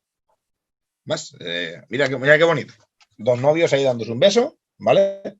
Y una poesía, ¿vale? O sea, el tema de esto es si se diversifica tanto y tú lo que publicas realmente es que no es nada que sea ilícito, malo, negativo, censurable. No, solamente porque te venga la corrección política y te coja y digo, no, es que he sacado un libro de... He sacado un libro de esto y he sacado 100 libros más. Otra cosa es que de esos 100 libros que tú saques tengas 80 de una temática. Cuidado. Cuidado, no, porque tú ya te estás señalando, tú ya estás diciendo... Pero yo no lo hago así, yo diversifico en todos los aspectos. Vamos a ver, la Kulturkampf, que hay una cosa que hay que dejarla clara, la Kulturkampf es cosmovisional. Como una cosmovisión es amplia, es deportiva, es musical, es literaria, es poética, es tan amplio, es biológica, es incluso geológica, filosófica. Entonces, la cosmovisión o la batalla por la cultura es tan amplia que no tienes que centrarlo en una época histórica concreta de la humanidad. Pero sigues utilizando la cosmovisión, sigue siendo la misma. ¿Vale? Que es esa disidencia. Por eso mismo, cuando nosotros sacamos el libro, para mí uno de los libros más quizás antisistema que se han publicado es el libro de Tolkien. O sea, te pones a analizarlo, es el libro de Tolkien. O sea, a mí incluso hubo un miembro de la junta directiva de la Asociación Tolkien de España que me criticó un artículo, uno de los ensayos que están publicados, escritos por mí, porque le saqué paralelismos a ciertos elementos de la obra de Tolkien con la alquimia. Y escucha, y son así, me da igual lo que digan los de la Asociación Tolkien, es que es así. O sea, es que si el sol sale toda la mañana, sale todas las mañanas. No, es que a mí no, porque no me gusta, ¿no? A ti no te gustará, pero es que sale. Vamos a ver las cosas, Raúl, las cosas como son. ¿Vale? Y si hay elementos alquímicos en esa obra, yo no estoy diciendo que la obra de Tolkien sea alquímica, pero si hay elementos alquímicos que yo he cotejado con textos de Jung, con textos de Ripley, un alquimista del siglo XIII, con textos de Paracelso, Ripley es del siglo XV, perdón, y de Paracelso del siglo XIII, y eso es así, si es así, es así. Y si me dices que no, dime por qué es que no. No me digas que no y te callas. O sea, entonces, por eso te digo que no hay que, en la Kulturkampf, en la batalla de las ideas, en la batalla de la cultura, hay mucho orbe para que abarcar, no hay que centrarse en una sola cosa. ¿Vale? Yo creo que he contestado la pregunta. Sí, sí. No, aparte tienes toda la razón. Hace unos días leía un artículo viejo de Jorge Mota que decía que de su cosmovisión del mundo, la que él tenía, había 3 cosas que no se podían tocar y 20.000 que sí. Toca las 20.000 y pasa de las 3 que te quedan problemas. Porque eso es ir al suicidio como organización, como editorial y como persona. Es una chaladura. La siguiente pregunta es si la editorial EAS patrocina o organiza algún premio, concurso o certamen literario o tiene pensado hacerlo. Vamos a ver. Cuando la editorial EAS empieza a crearse, yo ya estaba trabajando en eso, ¿vale? Es más, me hice un consejo, puse una serie de nombres para solicitarles que fuesen miembros del jurado. Uno de ellos pertenecía a la Academia Cinematográfica de España. Pues yo tiraba por un amigo de mi padre, bueno, y fui intentando hacer... le comenté algo en su momento a Isidro Juan Palacios también, que considero que es una persona docta para ello. Hubiese tirado, por ejemplo, de José Vicente Pascual también, pues gente docta en el tema y apropiada para hacer un jurado sobre esto. El problema es el siguiente. Hay una pregunta que no me habéis hecho y no me la vais a hacer, pero yo la voy a contestar. Y la pregunta sería, Manuel, ¿qué tiempo le dedicas a la editorial EAS y cómo lo haces ya que tienes vida familiar y tienes otro trabajo? Pues esa es la pregunta mágica. La editorial EAS se lleva desde las 11:30 de la noche hasta las 3 de la madrugada. De lunes a jueves. Y los fines de semana cuando saco un hueco. Quiere decir, ¿tengo tiempo para hacer más de lo que hago? No lo tengo. Me encantaría, pero es que no lo tengo. Es que tengo 2 hijos preciosos, tengo una mujer, trabajo en varias empresas haciendo pues trabajillos y demás de lo mío, tengo la editorial, estoy con un proyecto de escribir un libro que escribí en la pandemia, unos 18, 19 folios y he tenido que parar, porque claro, tengo una bibliografía para leerme, que eso es infumable y tengo que hacerlo. Es que no me da la vida. Y yo, hay editoriales que tienen un consejo de redacción, que se dividen el trabajo. Yo no tengo eso. Yo no voy a decir que estoy solo porque sería faltar a la verdad. Decir que estoy solo, porque claro, yo tengo, por ejemplo, como he mentado antes, tengo a Jesús Sebastián Lorente, que es para mí es un pilar muy grande, que me está ayudando mucho con la editorial, me está facilitando muchos trabajos, además de las traducciones, aportan muchísimas ideas, que eso es básico. Tengo a Josemi, como que bien lo conocéis, que es excelente, pero bueno, él también realmente está centrado en esto. A partir del año que viene me va a ayudar un poco más con las maquetas. Tengo a Santiago de Andrés, que lo tengo también corrigiendo textos. A Francisco Fernández Cruz Sequera, que aporta ideas y es magnífico con eso en la aportación de ideas. Y luego tengo al traductor argentino, que es Sebastián Fabricius, que él pues está traduciendo, pues eso, lleva ahora mismo, de aquí a Navidad tendrá 7, 8 libros traducidos. Pero es que a todo eso hay que darle forma. Es que la editorial no solamente maquetar los textos los maqueto yo, pero es que no es solo maquetar, es que hay que trabajar el tema de las ideas del diseño de portadas. Que tengo una diseñadora, sí, pero tengo yo que estar ahí encima. Tengo que llevar la página web. O sea, es mucho. Tenemos que promocionar la venta. Hay que llevar la facturación con las librerías. Llevar un control de la venta, las reimpresiones, el stock. O sea, y es que todo eso me lo como yo solo. Es que no hay nadie. Es que dice, a lo mejor dice, oye, vamos a ver, sí que es verdad que en algún momento puntual ha habido, no voy a decir más nombres, pero ha habido gente que me ha ayudado pues a mandar paquetes, ¿vale? A enviar paquetes. En alguna ocasión han contestado el correo por mí, porque sí que es verdad que el correo no lo contesto solamente yo solo. A veces lo contesta otra persona. Yo cuando lo suelo contestar pongo mi nombre y cuando se contesta de usted y tal, pues suele ser otra persona, ¿vale? Y el tema de la paquetería, que nos la vamos un poco repartiendo. Pero es que también otra cosa, los paquetes hay que enviarlos, hay que embalarlos, hay que hacer los libros, o sea, y enviarlos también. ¿Vale? Luego todo esto este año ha sido caótico por correos, la gente reclamándome, cabreada. Yo sé que yo lo he enviado. Si es que al mismo día envié 80 paquetes. Es que a uno le llega en una semana y a otro es que ni siquiera le notifican y a los 3 meses me devuelven el paquete. Y el hombre cabreado conmigo, tío, ¿qué puedo hacer yo si es correos? Entonces, respondiendo a tu pregunta, no puedo hacerlo. Quisiera, pero no puedo. Sí, estamos planteando y barajando el crear un programa de entrevistas, ¿vale? A partir del año que viene.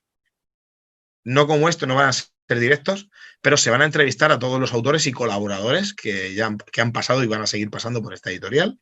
No lo voy a llevar yo, lo va a llevar un colaborador y haremos los montajes como tengamos que hacerlo.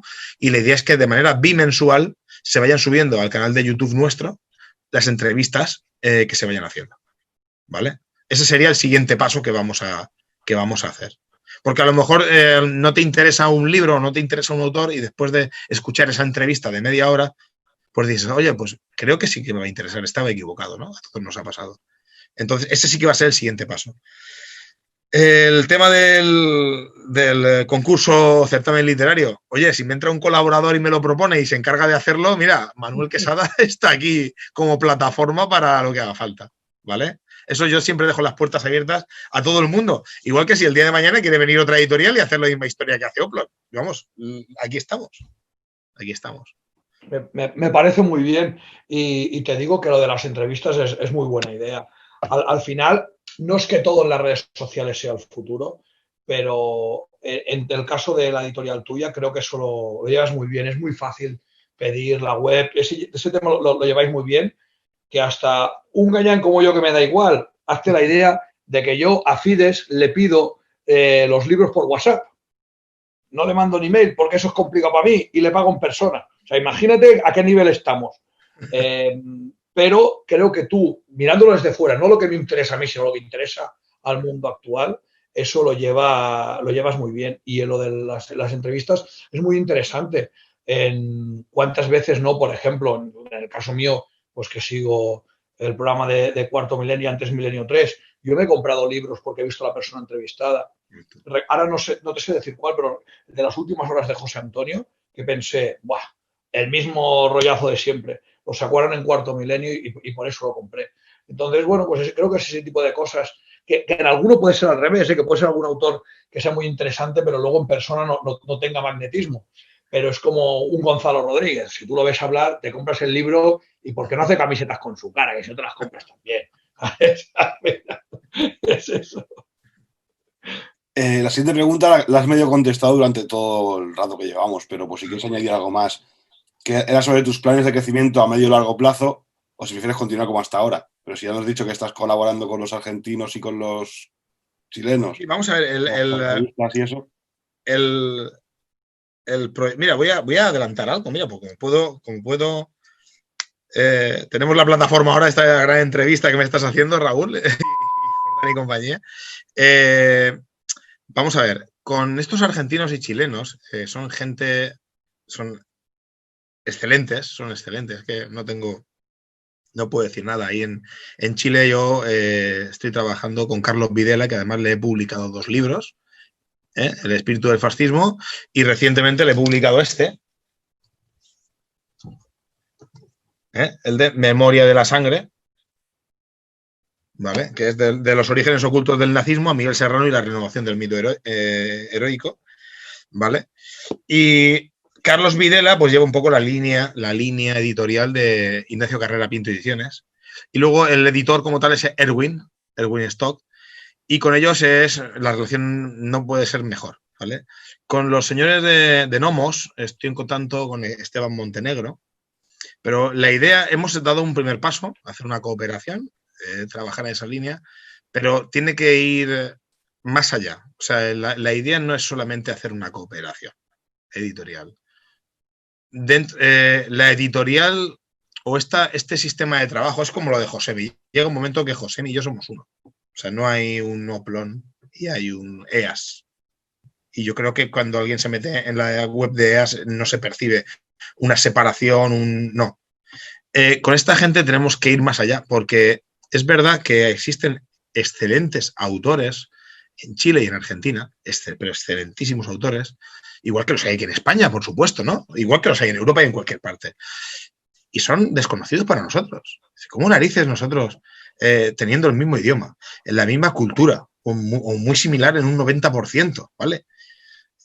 ¿Cómo es posible que estemos tan desconectados de ellos? Y ellos de nosotros. Cuando a lo mejor te vas a gente, por ejemplo, como Editorial Arctos, que son suecos, y dentro del mundo nórdico anglosajón existe unas conexiones que se hacen en el Fórum Skanska que tienen ahí en Suecia, que si el Fórum de Chisinau, que si los premios de no sé qué. O sea, dentro del mundo anglófilo o anglosajón en el tema del lenguaje, llevan unas conexiones. Eso es una sinergia ahí que es impresionante. Y nosotros encima, que somos 4 gatos, muchísimo menos que ellos, es que no nos conocemos. No es que estemos peleados, ¿no? Porque dice, bueno, estás peleado, pues significa que has ido a conocerte y has acabado mal.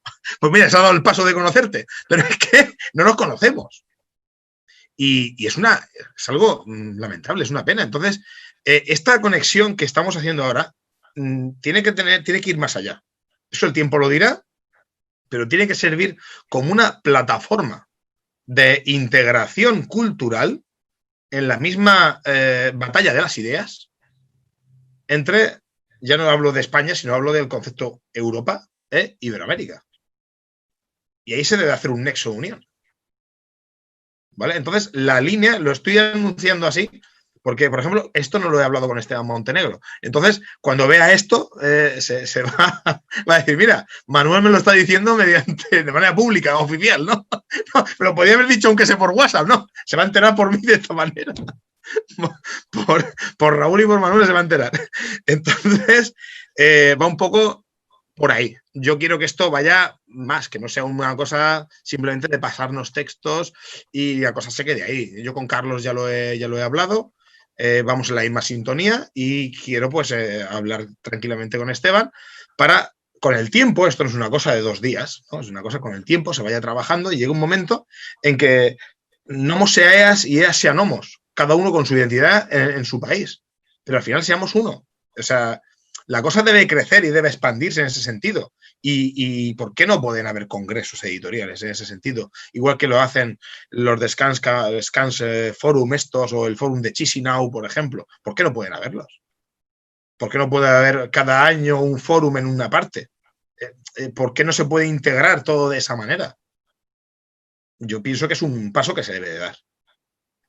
La última pregunta que creo que es importante, ¿vale? Y que, por cierto, a mí no me afecta porque no sé ni qué es. ¿Has valorado el formato digital para vender en Amazon Stores de Google y Apple? Acabo de leer y no sé ni de qué hablo. Vale. Tú me haces una pregunta y si te parece bien yo te contesto con una pregunta. Venga. Si pago por hacer la portada, pago por la traducción del libro, pago por incluso a veces la imagen para hacer la portada, pago por el ISBN, pago derechos de autor y tengo que vender el libro en formato ebook o Kindle a 5 euros, vendiendo lo que yo vendo, ¿me saldría rentable hacer Kindle o ebook? Hace poco hubo un seguidor de Facebook que entró en la misma línea. El seguidor es, no sé si es de Argentina o de Chile, me comentó lo mismo. Y fíjate, yo siempre contesto con la mayor educación del mundo. Creo el que no me conoce más me conoce menos, pero yo soy como me estáis viendo ahora, no hay más tutía, ¿no? Yo decía mi amigo Robert Stoikers, decía que dice que en este mundillo lo que falta es gente normal, porque si uno va estirado, es mucho loco, que también sabemos que hay mucho loco y esas cosas, y entonces pues yo intento seguir esas pautas que dice Robert, eso es normal, o sea, la vida es alegre, hay que reírse y gastar bromas y no tomarse las cosas tan a pecho que luego te viene una desgracia y esa sí que hay que tomársela a pecho. Entonces, este hombre me preguntó lo mismo porque decía que, claro, que él no podía comprar los libros allí porque los gastos de envío y el precio del libro. Y yo le dije que el público objetivo de esta editorial es España. Básicamente porque es que tú, Raúl, me pedís un libro, yo os lo mando, os cobro de gastos de envío 1,95 €.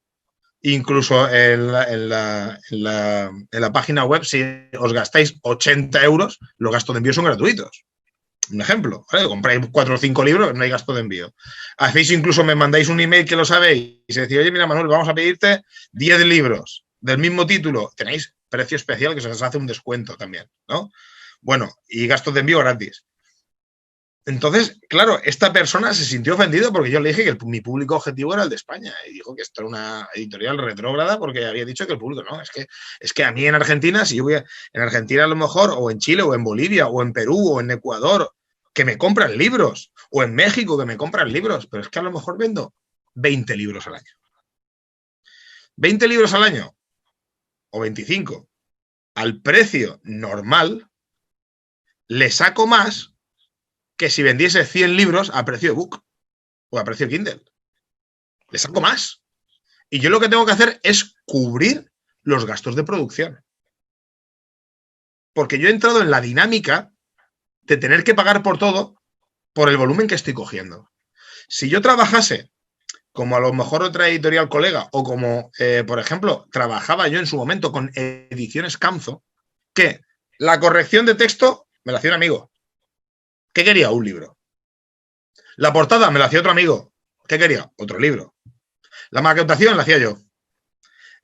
No pagaba por nada. Entonces, claro, como me estaba ahorrando. Derecho de autor, no había.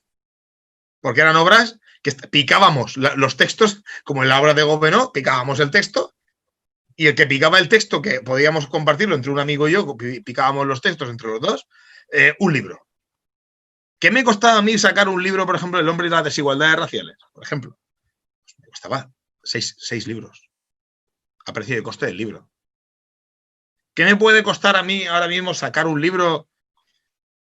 Pues mira, ya la portada tengo un precio súper especial y me cobran 50 euros, pero como la imagen tenga yo que ponerla, son 10 o 20 euros más y tengo que comprar la imagen, porque hay imágenes que se tienen que comprar y tienen su coste de derechos de autor. Sin ir más lejos, las correcciones, la corrección de perder el volumen del libro, una corrección de un libro me puede costar entre 70 y 200 euros. Depende. La traducción, como tenga que pagar también la traducción, pues la traducción me puede costar entre 70 y 300 euros, depende de las páginas.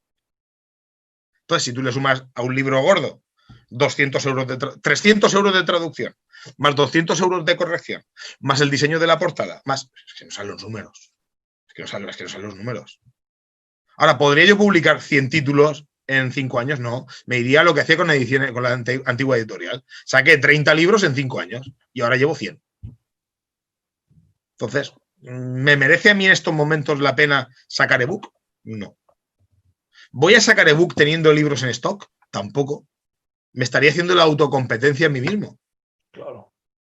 ¿Para qué vas a pagar tú por un libro de Felipe Botalla, el último que hemos sacado, Tragedia Europea? ¿Para qué vas a pagar 28 euros que cuesta, que es un buen tochaco de libro, cuando puedes pagar 12? Pues hasta aquí llegan las preguntas. Ahora sería quizá que hables un poco de las novedades que tienes por ahí para darnos a nosotros. Vale, pues mira, tema de novedades.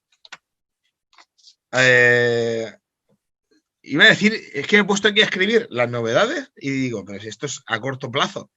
Y entonces me ha entrado hasta a cojones, ¿no? Por decirlo de alguna manera, porque es demasiado. Mira, la colección de estudios indoeuropeos, sin ir más lejos, ya os lo he comentado anteriormente, vamos a sacar el de los indoeuropeos, de Jan Odry, ¿vale? Y los indoeuropeos, orígenes y migraciones, de Adriano Romualdi, que eso es un clásico que se sacó en su momento, pero se ha corregido, se ha ampliado y tiene un estudio introductorio bastante bueno. Ese es un libro que merece la pena tener. Si tenéis el antiguo libro, pues lo regaláis a algún primo o a algún vecino. Y interesa tener este porque está mucho más actualizado. Aparte de que ese libro ya está desactualizado por el tiempo que ha pasado. Hay que destacar, por ejemplo, el libro de Renovatio Europae. Es una obra de David Engels en colaboración con otros filósofos, ¿vale?, de distintos países europeos, básicamente polacos. Esta obra se ha traducido a 5 o 6 idiomas y es un proyecto que lleva a cabo el Instituto Zachodny, ¿vale?, que está en colaboración con el actual gobierno polaco, ¿vale? Entonces, básicamente, esto no deja de ser una obra que ha encargado el gobierno polaco, ¿vale? Es una obra que merece, si habéis comprado el libro de ¿Qué hacer?, de David Engels, esto es un paso más y habla hacia la renovación de lo que sería Europa. Sabéis que lo que es Polonia y ciertos países van en la línea del Visegrado y aquí se plantea de manera cultural otro concepto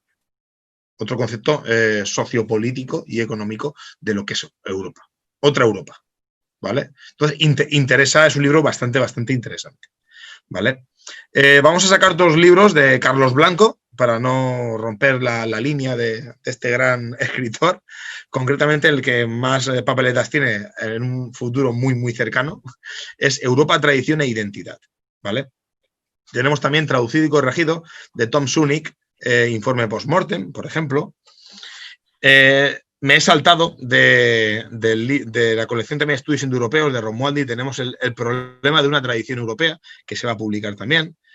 Tenemos de Chile, nos viene uno bastante interesante de Jorge Sánchez, que se llama Guerra Ideológica, ¿vale? Por otro lado, también nos acaba de llegar un libro de Adrián Salvucci, Colonialismo Financiero, muy, muy interesante. Va a prologarlo el amigo Francisco José Fernández Cruz Sequera, ¿vale? Tenemos también otro libro, ya también corregido, del amigo Jesús Sebastián Lorente, Contra Occidente, se llama el libro. La verdad que es muy interesante también. Para dentro de 2 semanas, la semana que viene, vamos a sacar un libro de Diego Fusaro, ¿vale? Y para dentro de 2 semanas sacaremos un libro, que eso lo hemos hecho en colaboración con los amigos de Nomos, que se llama Geopolítica y Coronavirus, Reconfiguración y Horizontes de un Mundo Multipolar. Esta obra está escrita por varios autores, entre ellos estaría Alain de Benoit, Alexander Dugin, Esteban Montenegro y Hassel Paris, que es español, es gallego el chico. Y la verdad que le hemos metido un anexo bastante bueno. Y también hay un texto de Alberto Buela también. Y otros autores argentinos que aquí pues no son conocidos, pero bueno, poco a poco los vamos a ir trayendo a estos autores para que la gente se ponga al día. Las portadas próximas van a ser muy, muy chulas. Ya el de Geopolítica y Coronavirus he elegido la imagen, esa es de las que he comprado, ¿no? Y es bastante interesante. Y luego, para rematar, bueno, tenemos aquí uno que no he comentado, que es muy curioso, que es la única obra que escribió en su momento Michael Collins. Que todo el mundo sabe quién es Michael Collins, del IRA, auténtico, del IRA, el jefe del IRA, que se llama Camino a la Libertad. Sabéis que en su fundación, pues el IRA era un movimiento social patriota o social nacionalista, ¿vale? Independentista, por supuesto. Y hemos rescatado un texto, Camino a la Libertad, que es inédito. Es que parece mentira, fíjate aquí en España, que somos los líderes en Europa en independentismo y que ese libro no esté traducido, ¿vale? Quizás es porque a lo mejor la línea ideológica del libro no tiene nada que ver con la actual, que es globalista y marxista, ¿no? Pero bueno, dicho esto, ese libro lo hemos traducido, está pendiente también de un estudio introductorio que se le va a hacer por un historiador y se publicará. Y bueno, para terminar sobre todo esto, porque claro, esto lo he comentado, he dicho en un momento aquí 7, 8, 9, 10 títulos, pero bueno, pero que esto sigue. O sea, vamos a sacar la segunda parte de la obra Voluntad, que sacamos en su momento, es una obra de carácter, pues podríamos decir, nietzscheano. Sacamos este primer volumen, tamaño grande, y va a sacar ahora de Martín López Corredoira, va a salir este año el segundo volumen de ese. Son 3 volúmenes de lo que es esa trilogía, esa obra, ¿vale? Y para terminar, pues la obra cumbre de este año, que estáis todos esperando que lo diga, que es la de La Anenerbe en España, de Javier Nicolás. Ahí hay que matizar, el libro no se ha terminado de escribir.